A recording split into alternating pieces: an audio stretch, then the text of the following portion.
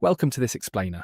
Listen, if you or someone you love depends on Medicare in 2026, or even if you are simply getting close to that age, you are definitely going to want to pay close attention today.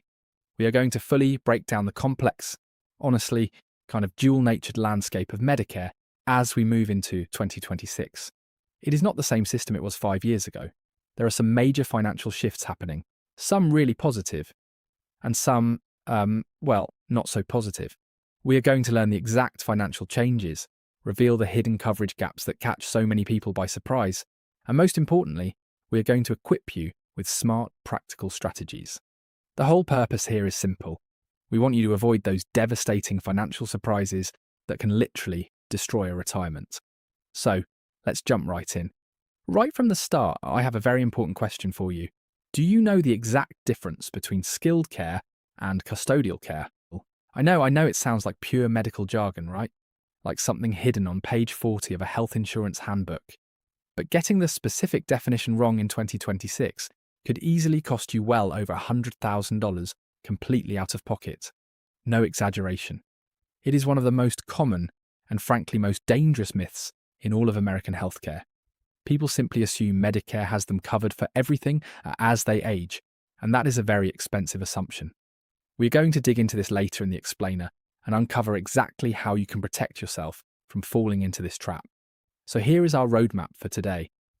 First, the 2026 Medicare cost changes. Second, surprising 2026 coverage gaps. Third, the nursing home trap. Fourth, navigating care outside the US.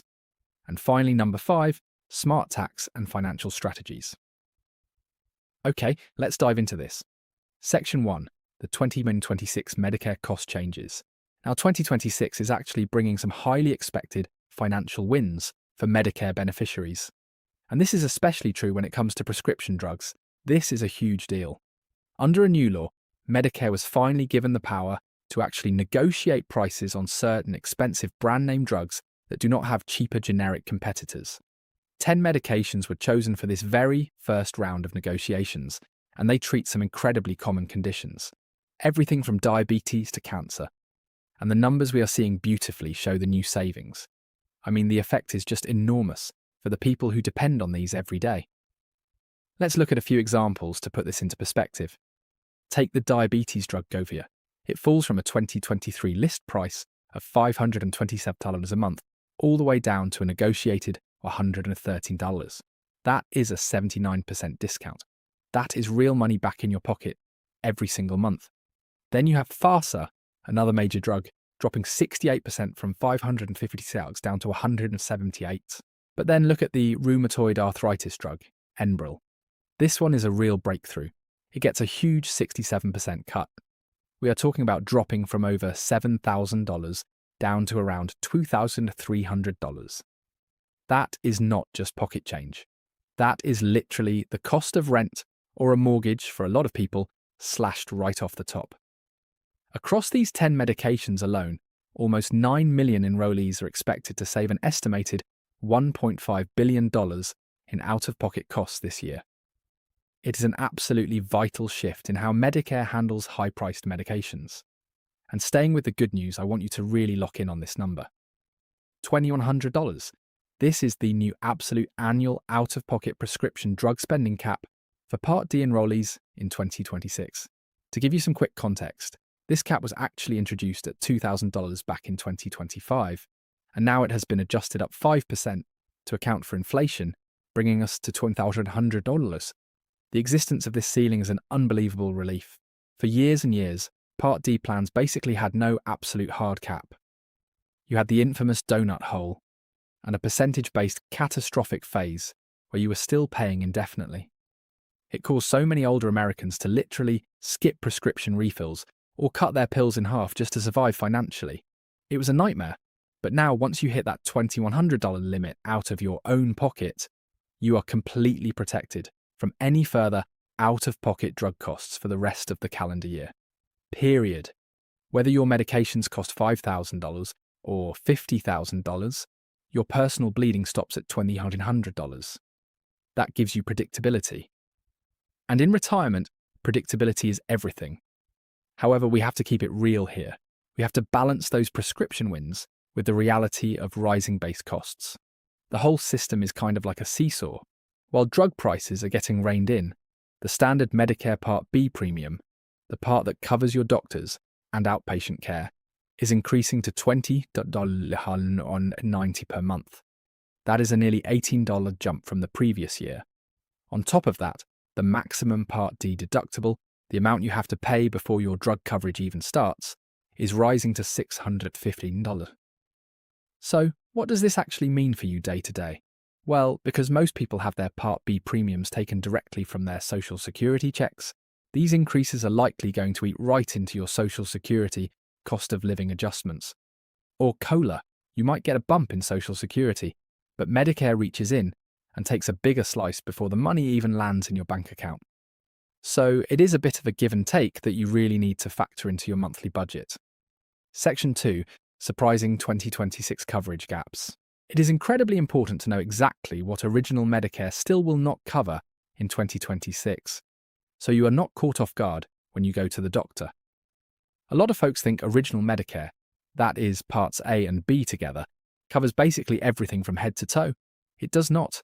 It has some staggering omissions for everyday health needs. First up, routine dental care. Cleanings, fillings, root canals, dentures, not covered.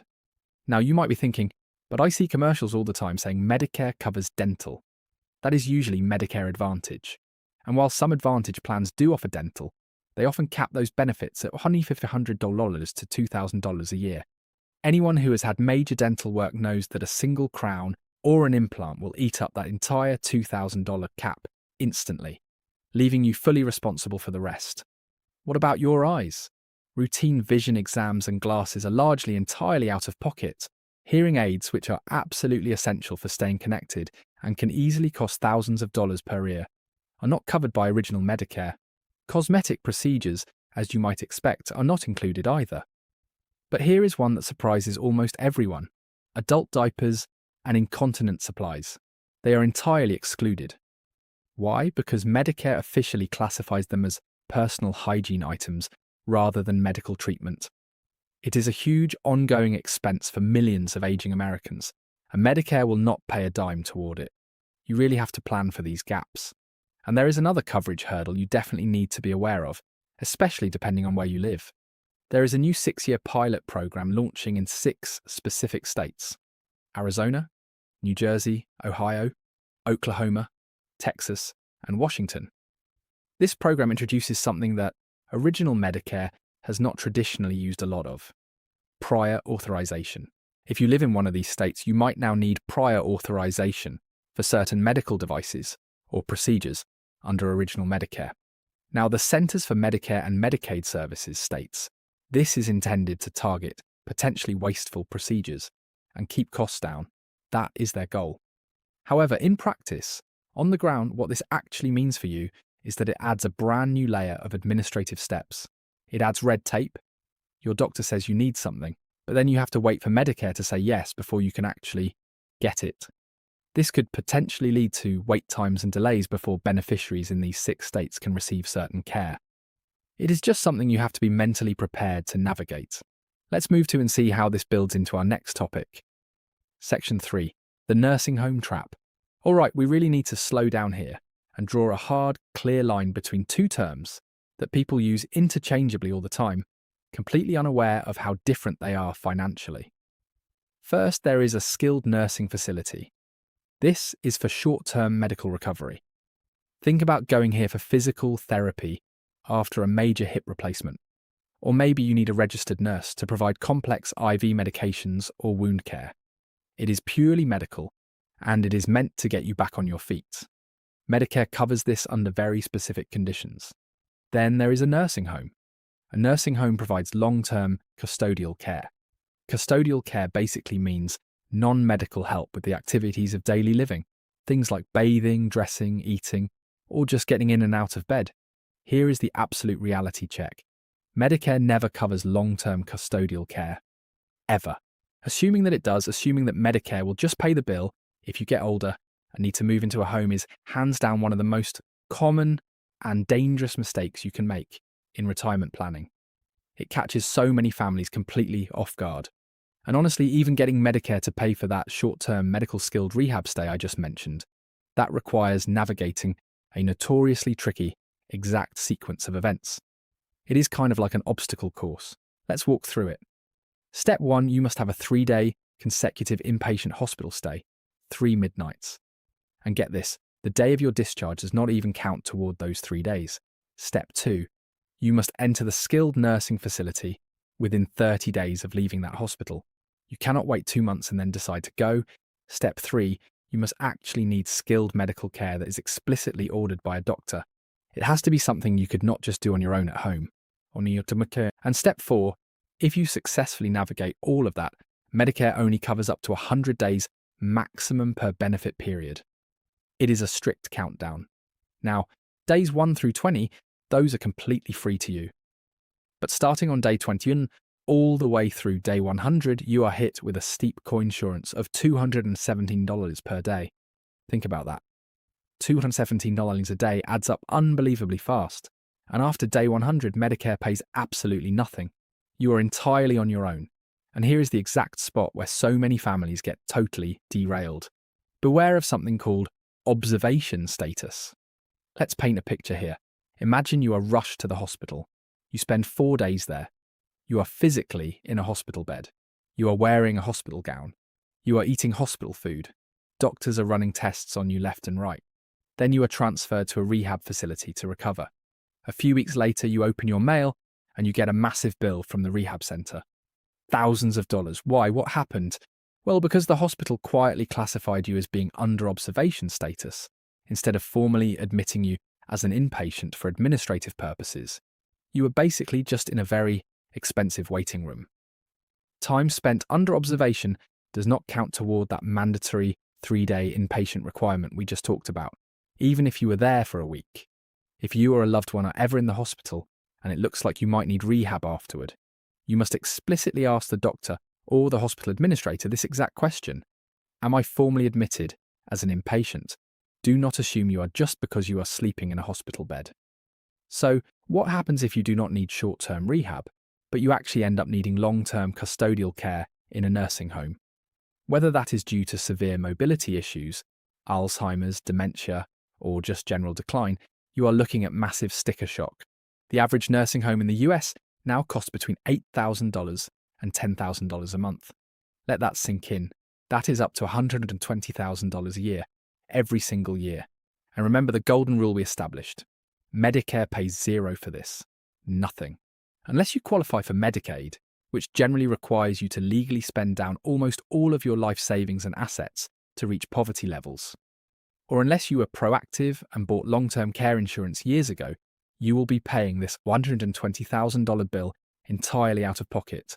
It is a brutal reality that completely drains family legacies. Section 4. Navigating care outside the US. So let's change gears a bit. What happens to your medical safety net when you travel? A lot of retirees love to travel, right? Well, the general rule of thumb is very simple. Once you cross the border and leave the United States, your Medicare coverage completely stops. However, there are 3 highly specific, extremely limited geographical exceptions to this rule. First, if you have a medical emergency while you are traveling through Canada, but only if you are on a direct route between Alaska and another US state, you are basically just passing through. Second, if you have a medical emergency while you are physically in the US, but a foreign hospital, say right across the border in Mexico or Canada, is actually closer than the nearest US hospital. In that rare case, they might cover it. And third, and this one is genuinely fascinating to me, Medicare may actually cover necessary medical services on a cruise ship. But there is a huge catch. The ship must be within exactly 6 hours of a US port. If you are 6 hours and 1 minute away, out in the open ocean, you are out of luck. Outside of these incredibly rare and very specific scenarios, you absolutely, for sure, need to buy supplemental travel health insurance if you are leaving the country. Do not rely on Medicare abroad. Section 5. Smart tax and financial strategies. Okay, take a deep breath. We have talked about a lot of uncovered costs and potential traps, but do not panic. Now we are going to talk about how you can actually manage the burden of these out-of-pocket expenses.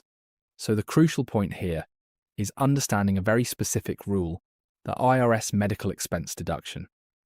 If your unreimbursed medical expenses are high enough in a given year, you can itemize them on your taxes. The rule states that you can deduct the portion of your medical cost that exceeds 7.5% of your adjusted gross income, or your AGI. Let's walk through the math together to make it really clear. Let's say your AGI for the year is $50,000, right? 7.5% of $50,000 is $3,750. That $3,750 is your threshold. Now imagine you had a really tough year, health-wise. You spent $35,000 out of pocket on major dental work, buying new hearing aids, and paying hospital co-insurance bills. Because of this rule, you can deduct everything you spent above that $3,850 threshold. So you take your $35,000 in bills, subtract the $3,850 threshold, and that means you get a hefty $34,250 deduction to significantly lower your tax burden for that year. It is a huge financial lifeline if you know how to use it. So, what exactly counts toward this deduction? What can you put in that bucket to reach your 7.5%? Well, the IRS is actually pretty generous here. You can include those rising Medicare Part B and Part D premiums that are coming out of your checks. You can definitely include those massive Medicare gaps we talked about earlier, the out-of-pocket costs for hearing aids, false teeth, and eyeglasses. It all counts. You can include hospital service fees and even the cost of transportation to and from your medical care. What about nursing homes? Yes, you can even include nursing home care, but, and this is a big but, only if the primary reason for being in the residence is to receive actual medical care, not just the custodial care we discussed earlier. The key takeaway here, by keeping meticulous receipts throughout the year, you can actually turn those painful uncovered Medicare coverage gaps into vital tax savings. Keep track of everything. We have covered a tremendous amount of ground today, haven't we? From the incredible new savings on negotiated prescription drugs and that $2,100 cap, all the way to the harsh $120,000 realities of the nursing home trap and the importance of observation status. Here is the final, most important question you need to ask yourself right now. Medicare is clearly changing in 2026, but are you changing with it? You now have the facts. You see the board clearly. Take this opportunity to sit down and review your current plans. Double-check your long-term care strategy.